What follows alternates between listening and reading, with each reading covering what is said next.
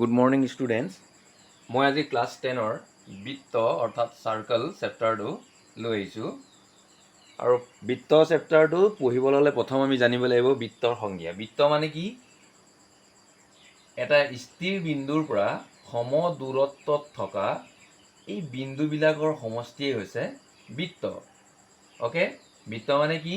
বৃত্ত হ'ল এটা স্থিৰ বিন্দুৰ পৰা সম দূৰত্বত থকা বিন্দুবিলাকৰ সমষ্টিয়ে হৈছে বৃত্ত। That means a circle is a set consisting of all points. A circle is a set consisting of all points in a plane that are at a given distance from a given point. Okay, from a given point, and this given point is known as center of the circle. Center of the circle. That means বা আমি fix point বুলিও ক'ব পাৰোঁ আৰু এই fix পইণ্টটোকে আমি কি বুলি ক'ম? বৃত্তটোৰ কেন্দ্ৰ। অ'কে, আৰু দিছ ইকুইডিষ্টেঞ্চ তাৰমানে এই সমদূৰত্ব। বৃত্ত হ'ল এটা স্থিৰ বিন্দুৰ পৰা সমদূৰত্বত থকা বিন্দুবিলাকৰ সমষ্টি আৰু এই সমদূৰত্বক আমি কি বুলি ক'ম? বৃত্তটোৰ ব্যাসাৰ্ধ। Okay, that means this equidistance are known as radius of the circle. Okay, আৰু ইয়াক আমি কি বুলি কওঁ? এইটো আছিল স্থিৰ বিন্দু আৰু এই সমদূৰত্ব থকা বিন্দুবিলাকৰ সমষ্টিয়ে হৈছে বৃত্ত আৰু ইয়াকে বৃত্তটোৰ কি বুলি কোৱা হয়? পৰিধি। কি বোলা হয়? বৃত্তটোৰ পৰিধি, ডেট ইজ চাৰ্কামফাৰেন্স। অ'কে, এতিয়া চোৱা, আমি এই বৃত্তৰ কেন্দ্ৰ স্থিৰ বিন্দু আৰু বৃত্তটোৰ যিকোনো এটা বিন্দুৰ মাজত দূৰত্ব, ইয়াক আমি কি বুলি ক'লোঁ? বৃত্তটোৰ ব্যাসাৰ্ধ বুলি ক'লোঁ, হয়নে? আৰু একেটা বৃত্তৰ সকলোবিলাক ব্যাসাৰ্ধ সদায় কি হয়? সমান হয়। আৰু আমি স্থিৰ বিন্দুটোৰ কেন্দ্ৰ বুলি ক'লোঁ।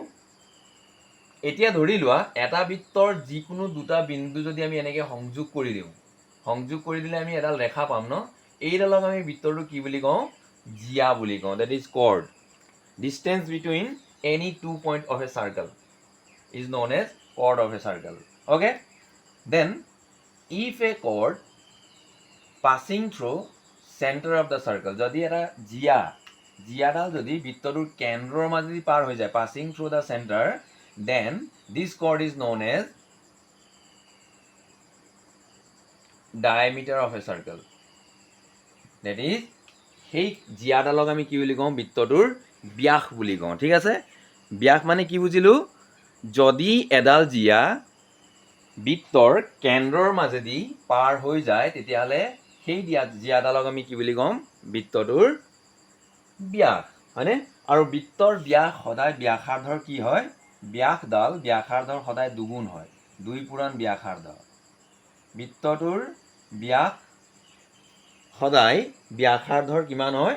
দুগুণ হয়, কাৰণ ব্যাসাৰ্ধ হ'ল কেন্দ্ৰৰ পৰা বৃত্তৰ যিকোনো এটা বিন্দু দূৰত্ব আৰু ব্যাস হ'ল সেইডাল যিডাল কেন্দ্ৰৰ মাজেদি পাৰ হৈ যায়। গতিকে ইয়াৰ পৰা ইয়ালৈকে ইফালে ব্যাসাৰ্ধ, গতিকে দুডাল ব্যাসাৰ্ধক যদি আমি একেলগে যোগ কৰি দিওঁ সেইডালে হ'ল ব্যাস। হ'ল।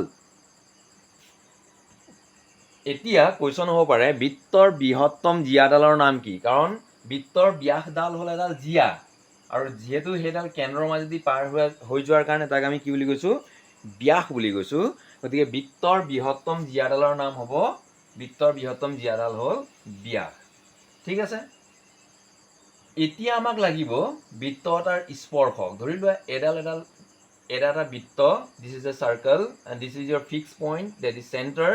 এতিয়া স্পৰ্শক মানে কি? স্পৰ্শক মানে কি? টেনজেণ্ট মানে কি?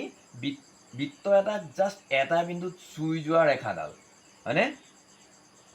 চুই যোৱা ৰেখাডাল, যিডাল ৰেখাই বৃত্তক মাত্ৰ এটা বিন্দুত চুই যায় সেইডালেই হ'ল বৃত্তৰ স্পৰ্শক। তাৰমানে বৃত্ত এটাৰ স্পৰ্শক আৰু বৃত্তৰ মাজৰ উমৈহতীয়া বিন্দু, কমন পইণ্ট কেইটা থাকে? এটা থাকিব, হয়নে? স্পৰ্শক মানে কি বুজিলোঁ? বৃত্ত আৰু ৰেখাডাল, সেই ৰেখাডালৰ মাজত যদি উমৈহতীয়া বিন্দু, that means common point between a circle and that line, if common point of a circle and a line is only one, যদি এটা থাকে, then this line is known as tangent of a circle. Okay, now second, that is ছেদক। যদি কোনো এডাল ৰেখাই বৃত্ত এটাক দুটা বিন্দুত এনেকৈ কটাকটি কৰি দিয়ে, এনেকৈ দুটা বিন্দু কটাকটি কৰি যদি পাৰ হৈ যায়, তেতিয়াহ'লে এইডালক আমি কি বুলি কওঁ? ছেকেণ্ড বুলি কওঁ, বা কি বুলি কওঁ? ছেদক বুলি কওঁ। ঠিক আছে। তাৰমানে বৃত্ত এটাক ছেদকে সদায় দুটা বিন্দুত কটাকটি কৰে, হয়নে? বৃত্ত এটাক ছেদকে দুটা বিন্দুত কটাকটি কৰে, বা দুটা বিন্দুত কটাকটি কৰা ৰেখাডালকে আমি কি বুলি কওঁ? বৃত্ত এটাৰ ছেদক বুলি কওঁ। ঠিক আছে। এতিয়া কুৱেশ্যন হ'ল, বৃত্ত এটাৰ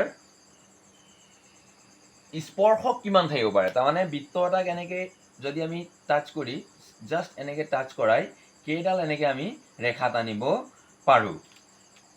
ইনফিনিটি। তাৰমানে আমি বৃত্ত এটাৰ স্পৰ্শকৰ সংখ্যা কিমান হ'ব? বৃত্ত এটাৰ স্পৰ্শকৰ সংখ্যা সদায় অসীম থাকিব। এনেকৈ অসীমডাল আমি বৃত্ত এটাৰ স্পৰ্শক আঁকিব পাৰোঁ। হ'ব।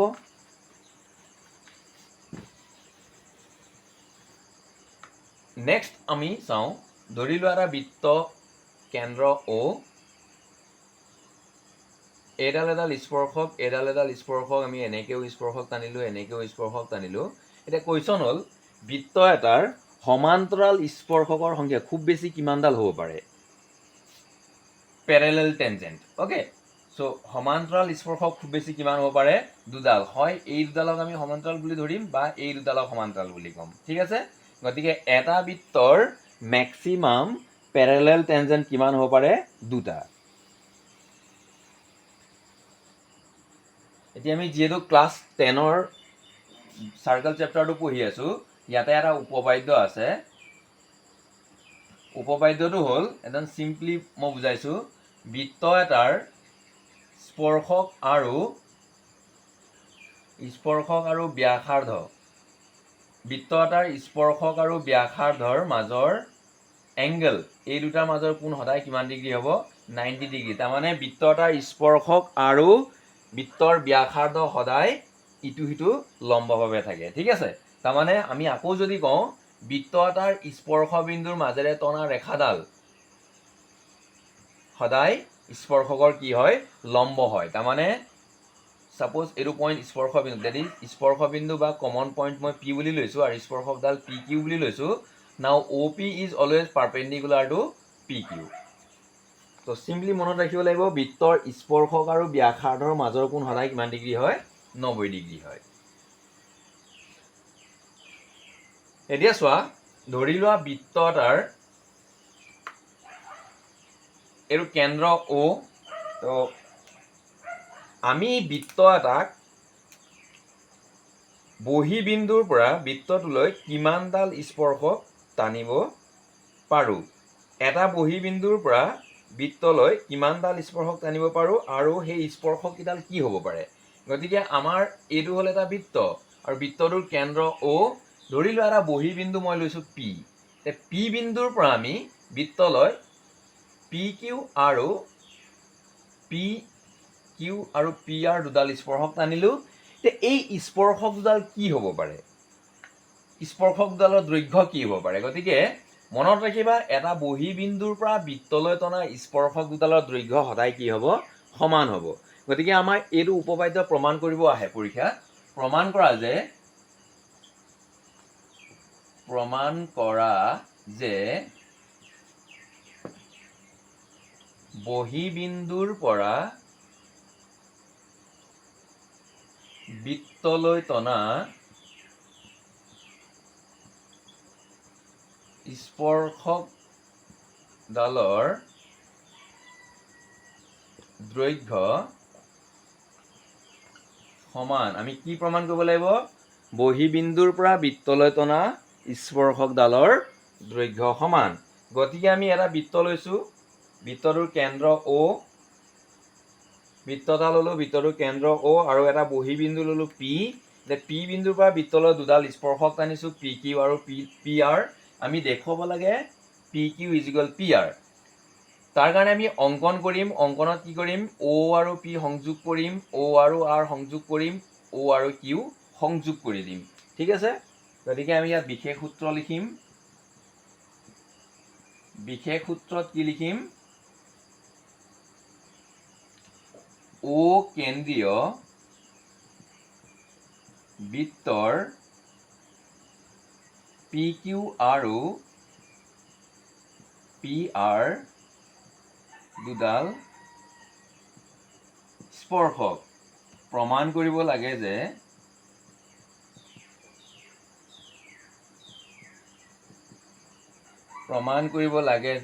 PQ ইকুৱেল PR প্ৰমাণ কৰিব লাগে PQ is equal PR।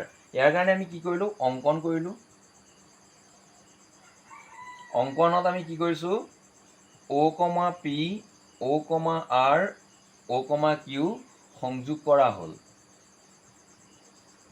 O,P, O,Q, O,R সংযোগ কৰা হ'ল। ঠিক আছে, আমি প্ৰথম কি কৰিলোঁ, কেন্দ্ৰীয় বিশিষ্ট এটা বৃত্ত আঁকিলোঁ আৰু বৃত্তটোৰ বহিবিন্দু Pৰ পৰা বৃত্তলৈ দুডাল স্পৰ্শক টানিলোঁ PQ আৰু PR। এতিয়া আমি প্ৰমাণ কৰিব লাগিব PQ আৰু PR সমান। গতিকে তাৰ কাৰণে আমি অংকন কৰিলোঁ, O,P, O,Q, O,R সংযোগ কৰা হ'ল। এতিয়া আমি প্ৰমাণ কৰিম।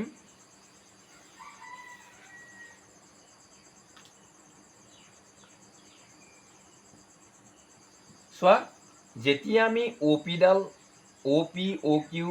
OQ, OR সংযোগ কৰিলোঁ, ইয়াত আমি দুটা ত্ৰিভুজ পালোঁ। ত্ৰিভুজ দুটা হ'ল POQ আৰু POR। আকৌ এই ত্ৰিভুজটোত ইয়াত চোৱাচোন OQ আৰু OR বৃত্তটোৰ ব্যাসাৰ্ধ আৰু PQ আৰু PR বৃত্তৰ দুডাল স্পৰ্শক। আৰু ইতিমধ্যে আমি গম পাওঁ যে বৃত্ত এটাৰ ব্যাসাৰ্ধ আৰু স্পৰ্শকৰ মাজৰ কোণ সদায় কিমান ডিগ্ৰী হ'ব, 90 ডিগ্ৰী হয়। ঠিক একেদৰে OR আৰু RPৰ মাজৰ কোণ কিমান ডিগ্ৰী হ'ব, 90 ডিগ্ৰী হ'ব। ঠিক আছে, গতিকে আমি ইয়াত লিখিম প্ৰমাণ OR লম্ব PR আৰু OQ লম্ব PQ, এতেকে angle ORP is equal OQP is equal আমাৰ কি হৈ যাব, 90 ডিগ্ৰী। এতিয়া আমি প্ৰমাণ কৰিব লাগিব যিহেতু PR ইজ ইকুৱেল PQ, এতেকে ত্ৰিভুজ ধৰিম। ত্ৰিভুজ PQO আৰু ত্ৰিভুজ PROৰ পৰা পাওঁ আমি কি পাম, OP ইজ ইকুৱেল OP। দুইটা ত্ৰিভুজ চোৱা, দুইটা ত্ৰিভুজ আকোতে আমাক OP বাহুডাল লাগে। গতিকে এইডালক আমি কি বুলি ক'ম, সাধাৰণ বাহু, হয়নে? OR is equal OQ, OR আৰু OQ একে বৃত্তৰ ব্যাসাৰ্ধ। মনত ৰাখিবা, একে বৃত্তৰ ব্যাসাৰ্ধবিলাক সদায় কি হয়, সমান হয়। একে বৃত্তৰ ব্যাসাৰ্ধবিলাক সমান। ইয়াৰ পিছত আমি কি পালোঁ, এংগেল ORP আৰু এংগেল OQP।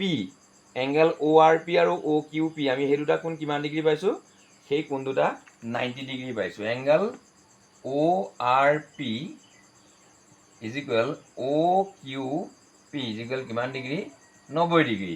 গতিকে দুটা ত্ৰিভুজত এটা কোণ আমি ৰাইট এংগেল পালোঁ, তাৰমানে 90 ডিগ্ৰী পালোঁ।